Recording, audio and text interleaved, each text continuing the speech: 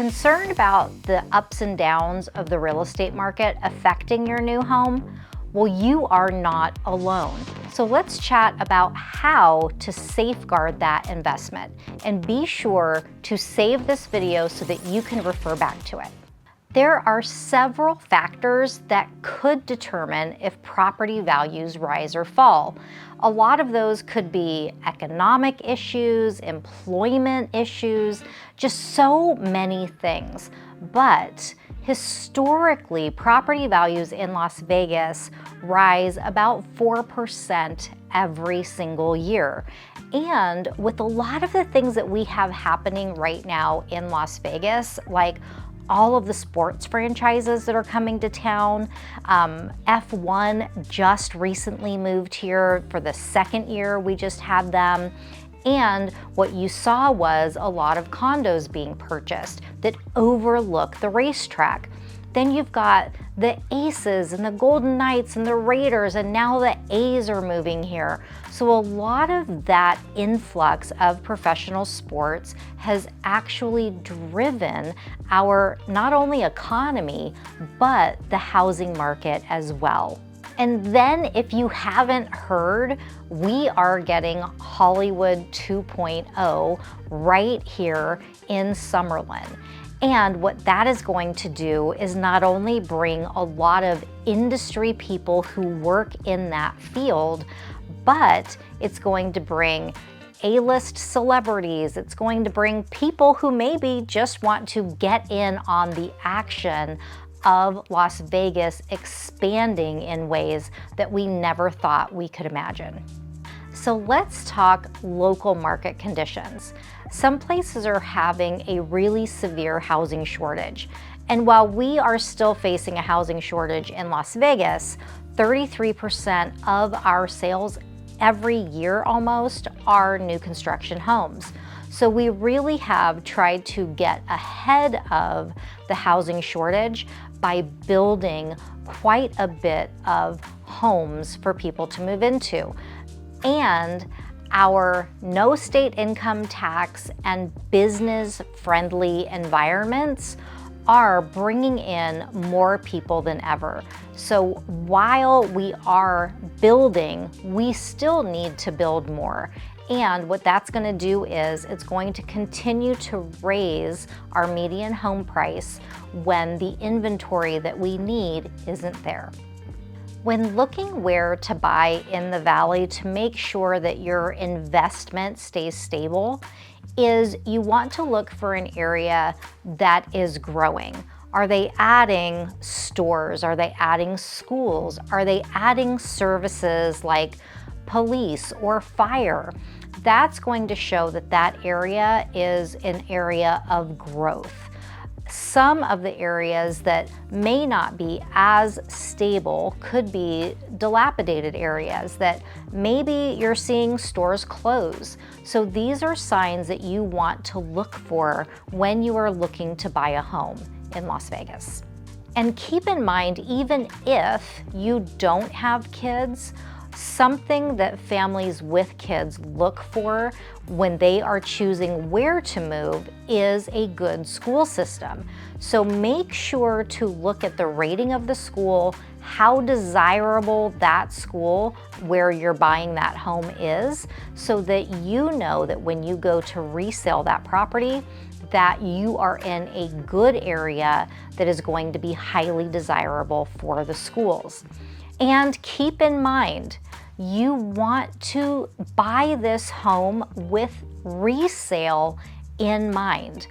I always try to encourage people to look beyond what you're going to use that home for today and see if 5 years down the road, 10 years down the road, when you are ready to sell, is that home in a desirable area with good services, close to a good school, all of those things that are going to make your home desirable to someone else when you sell it on the other side. Let's talk quality. The one thing that you can't change is the location. So location first, right? But the other thing that you really want to consider is the quality of the build. This is something that you can change. Let's just say you buy an outdated home and you want to make some renovations. Do not over improve for the area. You may even want to consider hiring an interior designer to walk you through what is going to give you the biggest bang for your buck when you do resell. But don't think that you have to remodel just to sell that property. Because if you're remodeling so that you're enjoying the home more, that is going to be very beneficial for you and your family while you're living there. But don't do it just to sell that property, because a lot of these remodels, let's just say a kitchen, you're only going to get back roughly between 70 and 80% of what you put into it. So if you want that new kitchen when you first move in, do it. But just know at the end of the day, you're not going to get back every dollar that you put in for those remodels.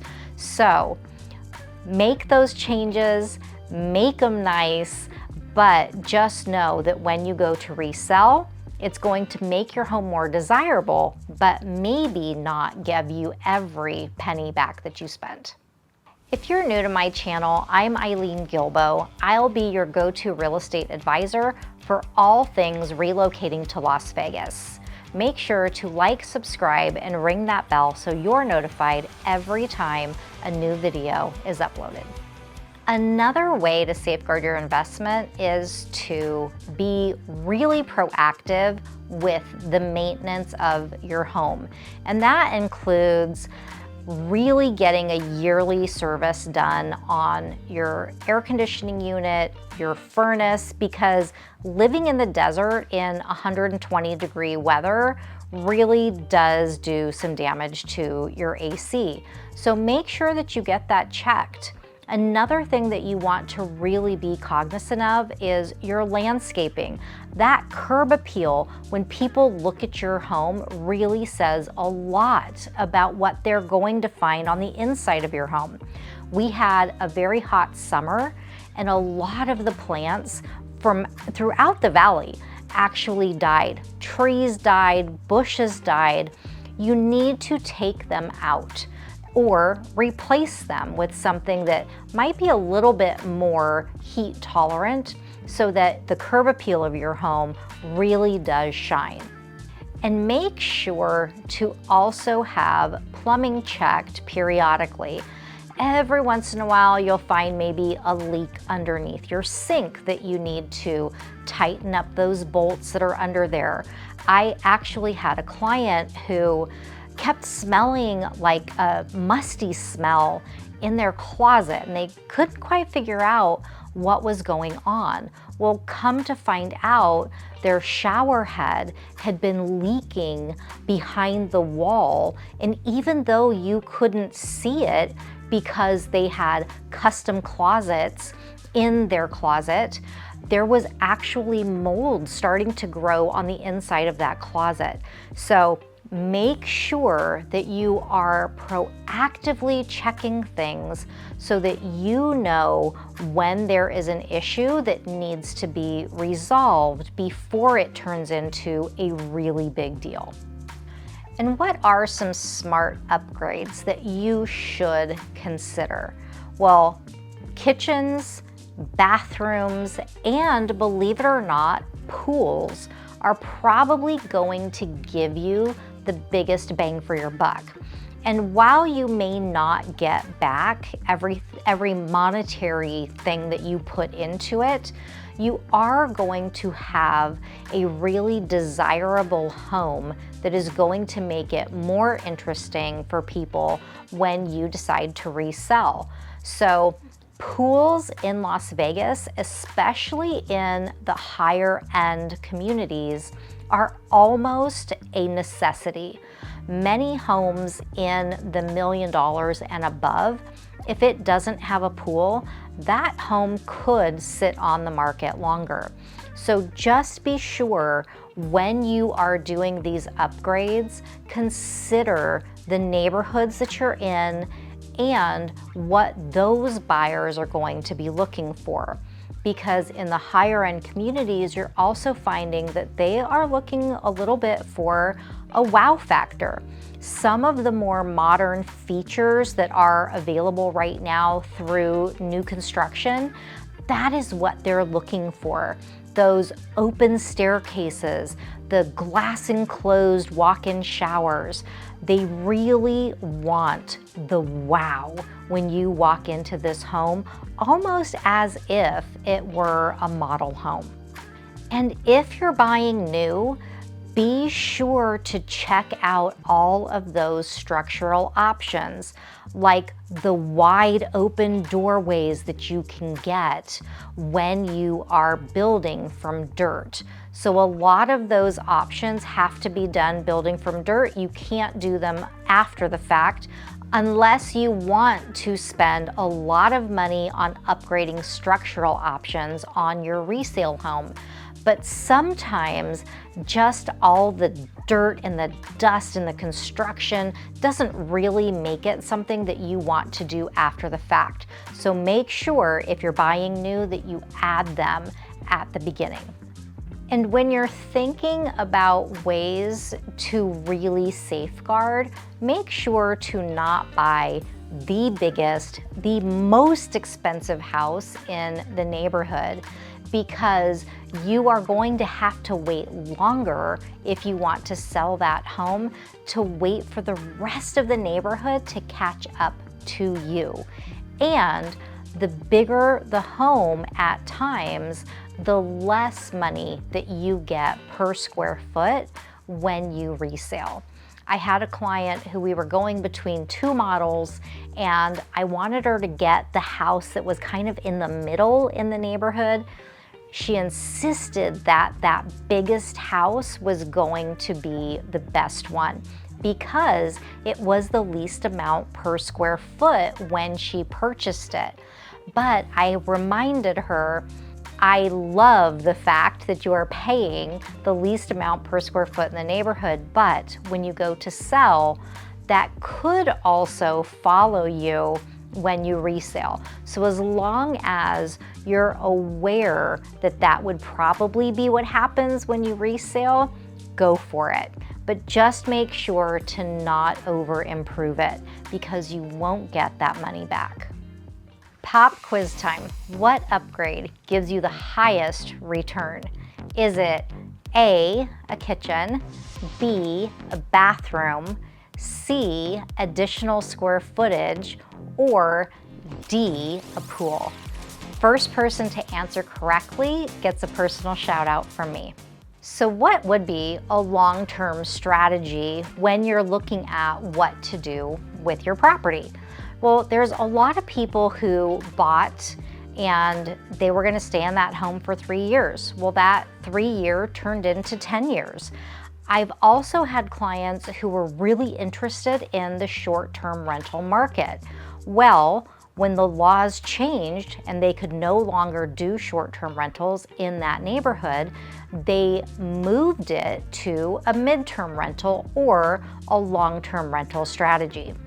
And then keep in mind that you always have the option of just changing up what you do. I have a client who every 2 years, they buy a new construction home at the beginning of the development, and 2 years later, they sell. And then they do the same thing over and over again, and they take that equity from that 2-year hold and they turn it into, or they put it into, I should say, that other property. Well, when the market kind of stagnated a little bit this year, my client said, you know what?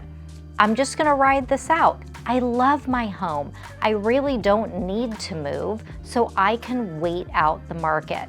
And if that is a strategy that you employ, I can help you by keeping an eye on your specific neighborhood so that you know when that shift takes place.